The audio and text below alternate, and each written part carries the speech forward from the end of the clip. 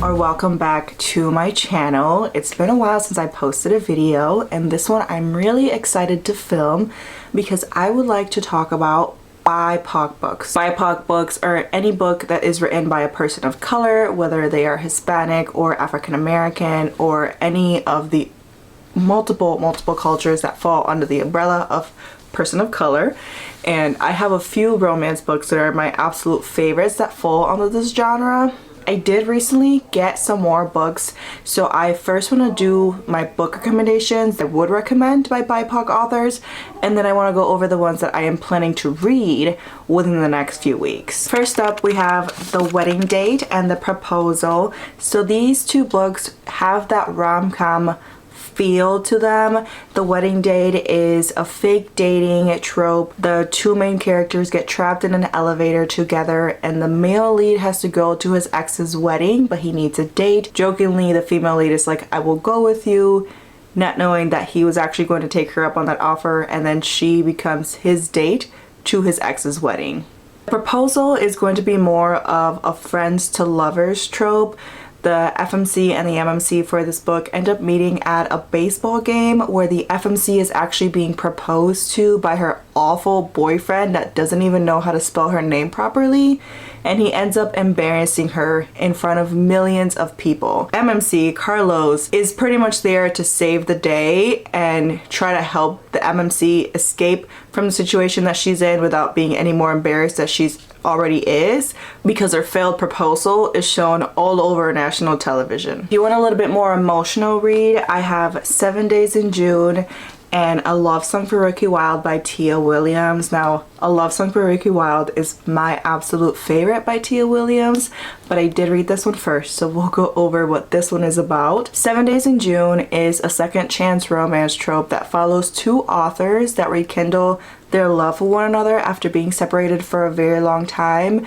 They actually have a backstory to them due to both of them having childhood trauma that they had to deal with and having to cope with those feelings in very unhealthy ways. So when they met one another, they were learning how to cope with the feelings that they had, and they each thought they had found their forever person, but something happens that made them separate, and then years later when they get back together, you're kind of following their love story as they're trying to figure out what really happened that day to make them separate and how can they get back to where they were. A Love Song for Ricky Wilde is not as heavy as 7 Days in June, but I would say it's still pretty emotional. The FMC in this book wants to be a florist and follows her dreams, but her family actually owns a morgue and they want her to go into the family business. She wants nothing to do with that. She leaves to make her dreams a reality and ends up following this very nice old lady into a town that she's never been at before, and that's where she meets the MMC.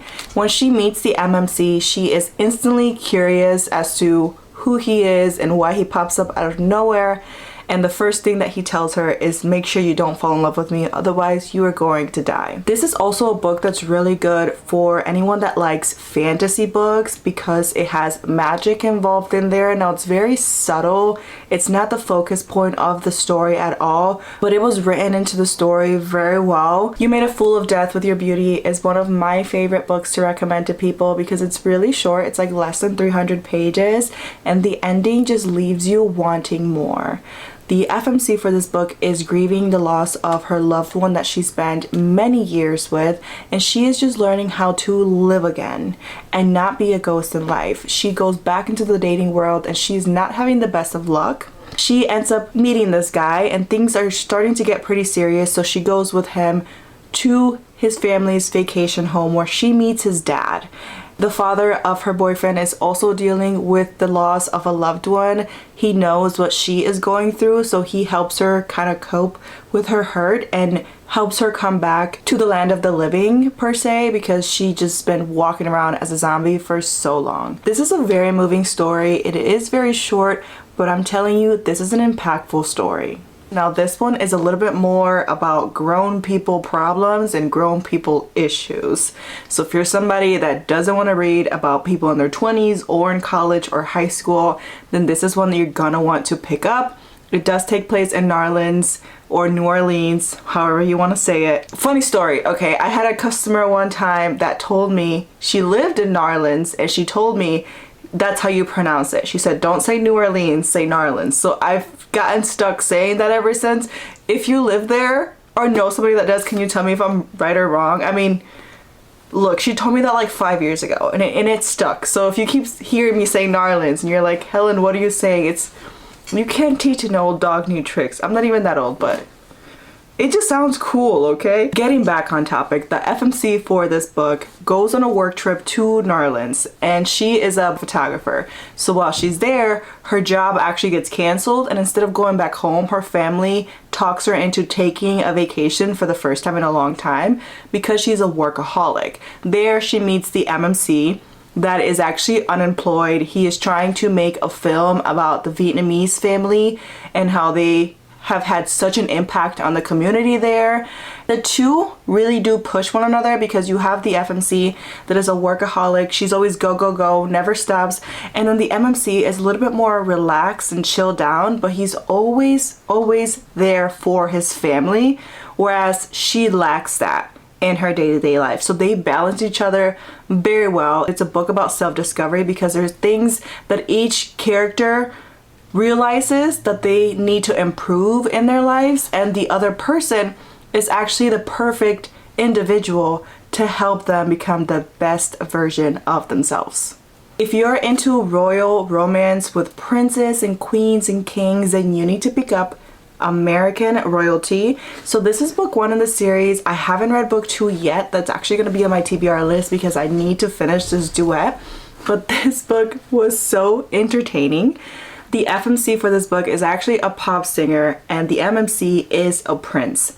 The prince has this big parade that he has to put on for the country, and I believe it takes place in England. And the committee that is helping the prince plan this big event decides to hire on a pop artist. So then the FMC is hired to go to England, spend time with the prince, and make this big event happen.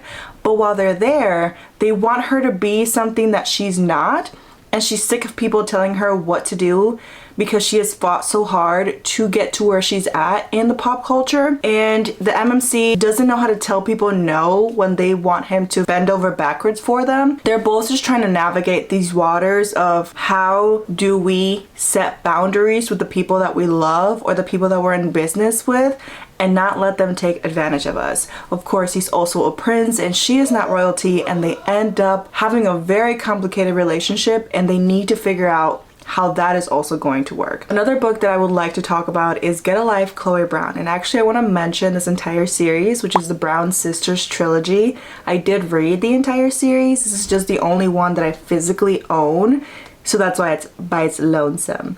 My favorite book in the series is actually going to be book 2, which is Take a Hint, Danny Brown. That book had me feeling so many emotions, and I listened to it within a day. So this book follows an FMC that actually has a chronic illness that she's been dealing with most of her life, and she creates a bucket list of things that she wants to experience in life because she feels like she hasn't really been living her life to the fullest. The male main character is actually her landlord, and he's very grumpy, and the two of them do not get along. He finds her list and he decides that he is going to be the one that helps her accomplish all the things on the list, but one of the things on that list is that she needs to do something bad. Now, I do believe in reading a series in order. I don't always do it, but I'm actually going to recommend this book to you first. And once you enjoy it, because I have a feeling that you're going to enjoy it, there's nothing about this book that you're not going to love, then you can jump into book 2 and hopefully book 3. When it comes to Kennedy Ryan, she knows how to write good books. So I have 5 of hers. I have more on my shelf. These are just the ones that I have read so far. This Could Be Us is the first book that I read by Kennedy Ryan, and it completely took my life by a storm. There is before and after you read this book because you will not be the same. This Could Be Us is book 2 to the series, and she will be releasing book 3 next year in 2025. I cannot wait for this trilogy to be complete. These ladies will work their way into your heart and never come out. Book 1, Before I Let Go, is actually a book about a second chance romance and a married couple that are grieving together, but they're also trying to navigate how to co-parent and still own a business and work together to run this business. This second chance romance is extremely triggering, so do your research on this book before you start it, because I haven't personally gone through the things that were talked about in this book, and I still cried my eyes out because it is that emotional and that sad. You could just feel the pain and sadness through the author's writing in the story. The Hoop series is for all of my fans of basketball romances. All of these books are extremely triggering. Again, Kennedy knows how to write books that are emotionally challenging for you to read, and she really puts you in other people's shoes to make you think, what would you do if you were in this situation? Book 1 in the series is Long Shot. This book is right person, wrong time. The FMC had a lot going for her. She met the MMC in college, but they had to go their separate ways because she was dating someone else. And that person makes her go through the most. My heart hurt for this character the entire time that I was reading this book, and I have not found one person that read this book and hated it, because so many women out there go through the things that this main character did, and she was a perfect representation of how strong women are and how you can get out of a bad situation even if it's been going on for years. Book 2, I would say, is a little bit more light than book 1 and book 3, and book 3 is my absolute favorite from the series. You will not regret reading this trilogy. It's beautiful. Next, we have the Toxic Paradise trilogy by Marie Maravilla. Now, I'm only holding up 2 of the books because the third one I'm still in the middle of reading. I haven't finished it just yet, but I gave a perfect rating to both of these. The best way that I can describe this series to you is take the Sons of Anarchy, mix it with the Mexican cartel, and you're gonna get these books. Book 1 just sets the pace for the rest of the series so perfectly, and they all have an interconnected storyline. The FMC and the MMC for book 1 have to work together because she runs guns for the Mexican cartel and he runs guns for the MC's bikers club of their town. So they have to work together. Of course, they can't stand one another, and the FMC is actually being used by the Mexican cartel, so that the MMC is trying to help her get out of the situation that she finds herself in. Book 2 is for my Why Choose lovers. I Will Say No More. Until I Get You is one of my absolute favorite dark hockey romances with a stalker trope. It's very strange how the stalker's trope is worked in there, because the FMC and the MMC actually meet in college and they do date for a while, but the male main character can tell that there's something off about the female lead because she's always hiding or trying to hide in plain sight, but he doesn't know who she's trying to hide from. I don't want to say any more than that, but know that it is very mysterious, and you're trying to put this puzzle together the entire time of what happened to her and why she's acting the way that she is. He is just very protective of her, and even when things go down and he kind of becomes an a-hole, he's still trying to look out for her in his own way. Dominicana is one of my favorite books to recommend to people, especially anyone that loves listening to audiobooks, because the production of this audiobook was a masterpiece. One thing I like to warn people about when they go into this book, because I was not made aware, and had I not known this, I would have probably DNF'd it. So the dialogue for this book is written without any quotation marks. It sounds very strange. It feels very strange when you're reading it too. So that's why I like to say, if you like audiobooks, listen to it. If you're like, I absolutely hate audiobooks, never going to listen to one in my life, that's okay. You're still welcome to read it. Just keep that in mind, and it's gonna make it a little bit easier for you to follow along between when it's the dialogue or when they're describing a place or a person or internal thoughts. I kept getting lost between the internal thoughts and when they were speaking, so that's why I listened to the audiobook, and it was a 5-star for me. This book is told from the perspective of a female lead, and it's not really a romance book.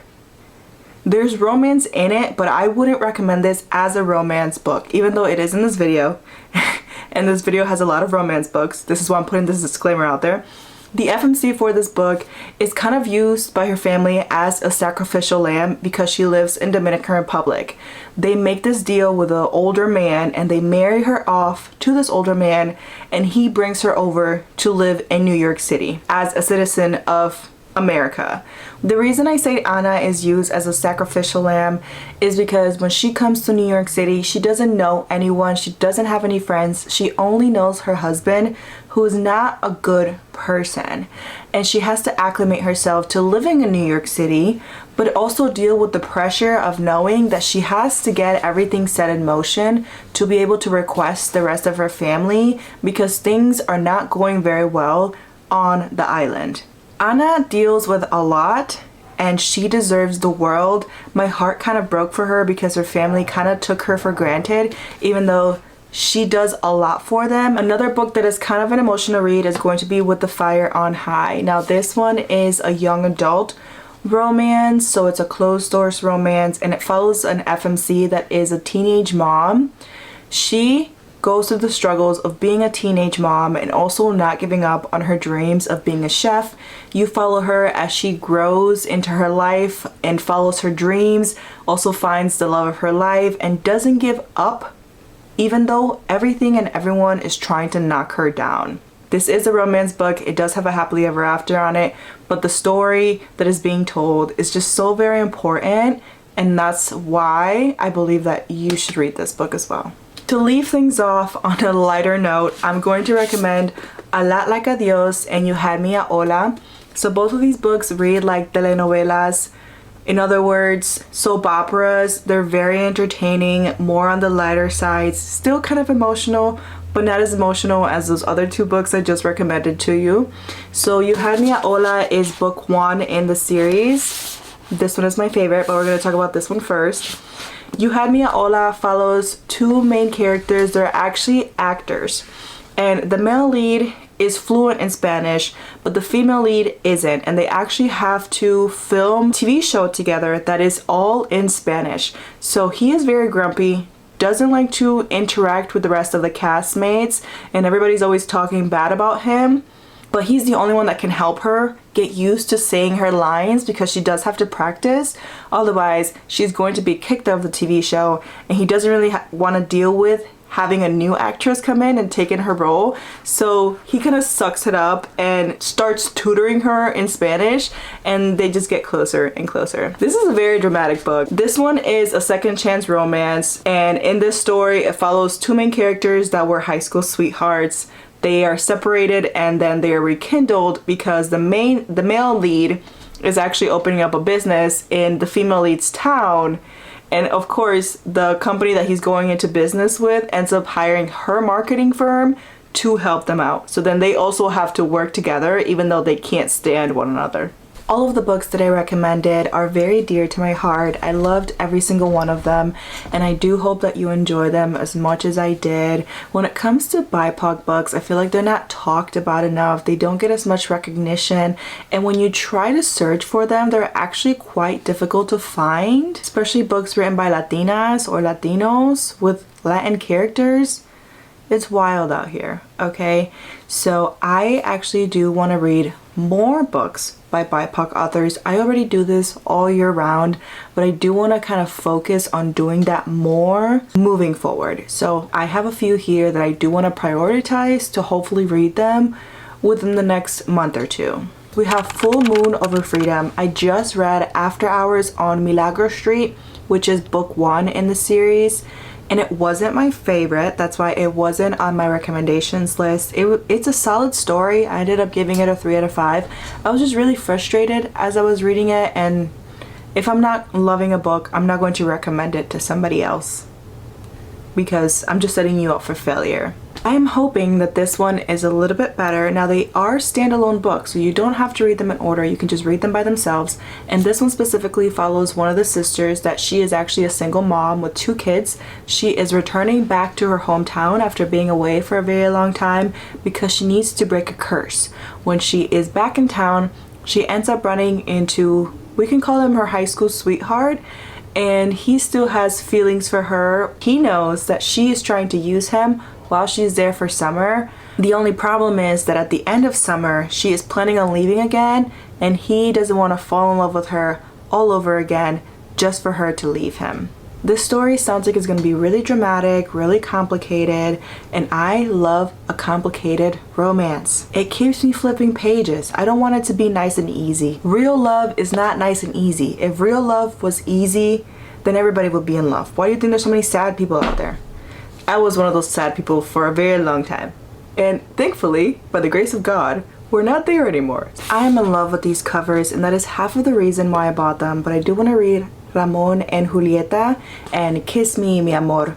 So Ramon and Julieta is the first book in the series. This is kind of like an enemies to lovers, right person, but not really the right person.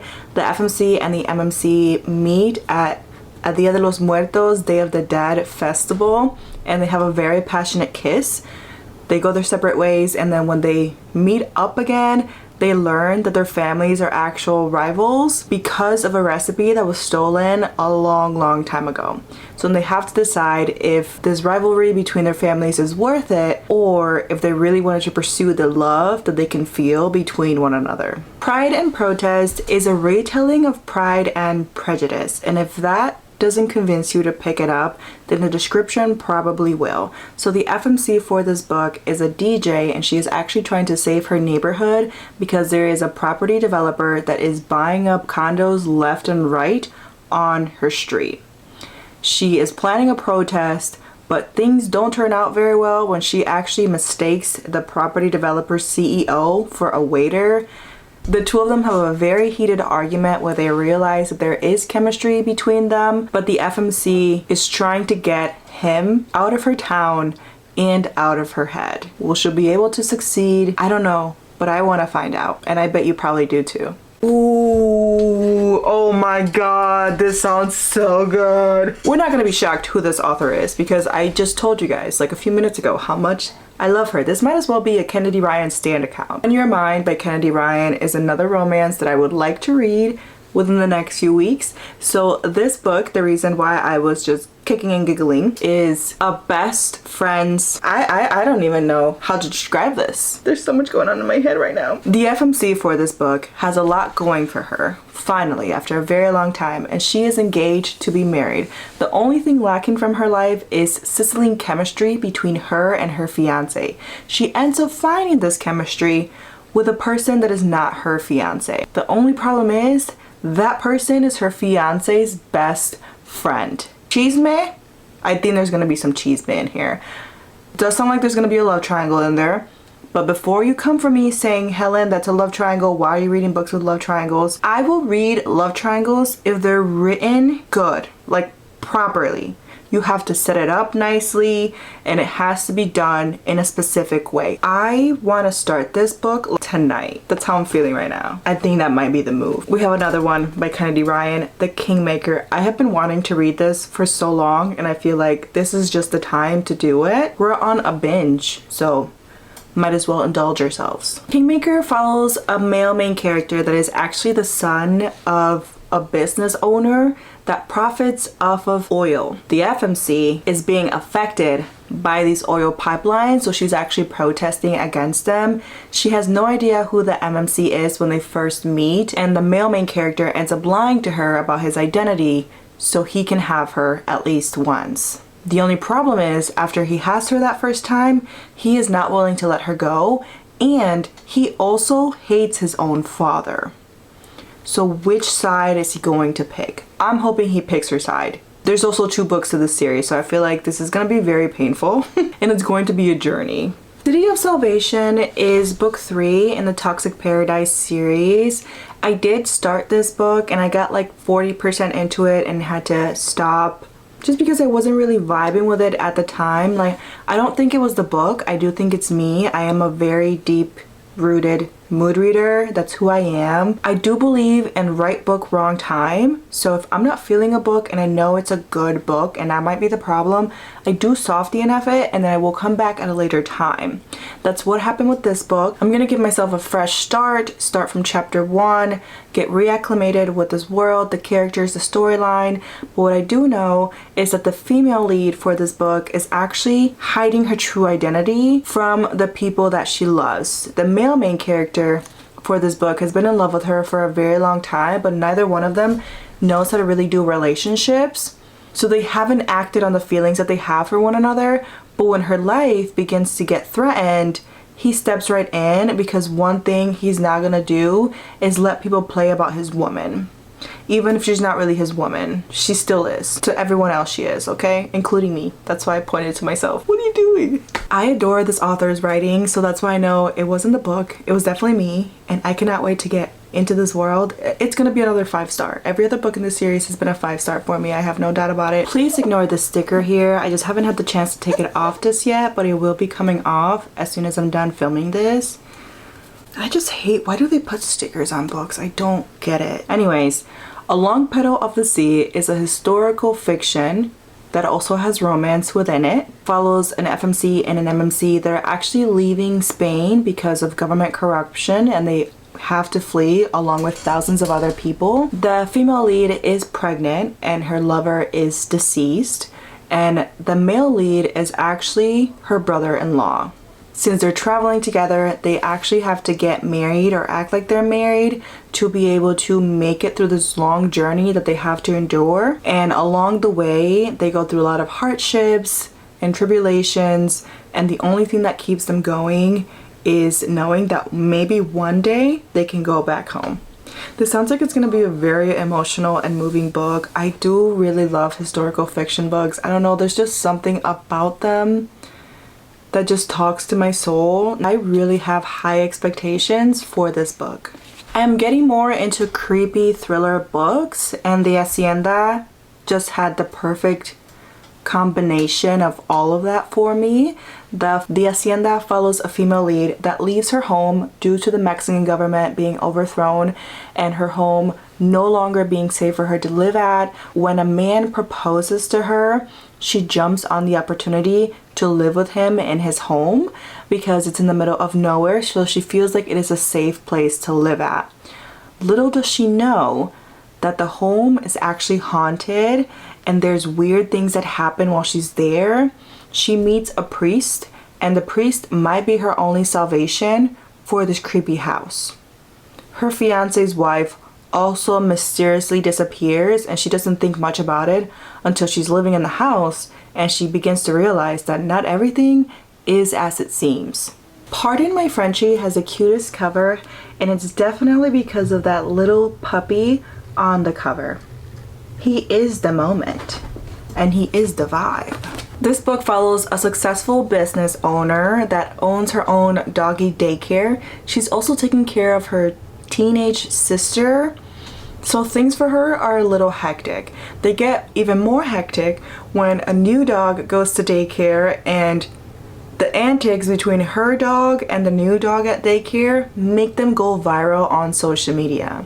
The owner of said dog is not very pleased with the fact that his grandmother's dog is going viral on social media because his grandmother had to be put in a special facility and they just didn't accept dogs. Since he doesn't know how to take care of a dog and his grandma left him her dog to take care of, he decides to put it in daycare. The same daycare that the female lead owns. This just sounds like it's going to be a very cute love story, and the two puppies bring them together. This might sound kind of funny, but me and my boyfriend actually got brought together because of our dogs, so I feel like I'm really going to love this book. Well, we were already friends for like 4 years before we started dating, but then we disconnected, and then when I got a puppy, he had a puppy, and then we started having puppy playdates together. And then from there, we realized that we did have feelings for one another and we started dating. So I feel like I am going to absolutely love this book just because I can connect to it a lot. We shall see. I will keep you updated on what happens, but this just sounds adorable. I'm telling you, I hate these stickers. Just please come off. Thank you. Ace of Spades is a book that I have heard really great things about. I've seen it everywhere and I'm hoping that it lives up to the hype. I was told this is kind of like Pretty Little Liars. The two main characters for this book get picked to be in the student body. Now, when the announcement goes out that they're both going to be in the student body, shortly after, text messages begin to be sent to everybody at the school, and the messages are threatening to out their secrets. Doesn't it sound like A from Pretty Little Liars? It does to me, and I love that show, so I really don't see how this could be nothing but entertaining. And last but not least, we have The Duchess Effect. So this is book 2 to American Royalty. I can't say much about this book without spoiling the first one for you. Just know that they are connected. You do have to read them in order, but they're really entertaining. It's a royal forbidden romance type of vibes, and she's a pop singer. They're also a biracial couple. Like, there's just check. Why wouldn't you want to put this on your TBR? I have so many more books that I could talk about and mention, but I feel like this video is already very long. So I may come back and do a part 2 with book recommendations and more that I want to read, because we should all be reading BIPOC books all year round. And I truly do appreciate you taking the time to watching my video from beginning to end. I know I yap a lot about books and hopefully I don't get off topic too much, but if you have read any of these books, if you love these books, if you have any of them on your TBR already, please drop a comment below. Let me know. Make sure to like and subscribe to my channel so you can be notified the next time that I post more content, and just know there will be more content coming. Bye for now.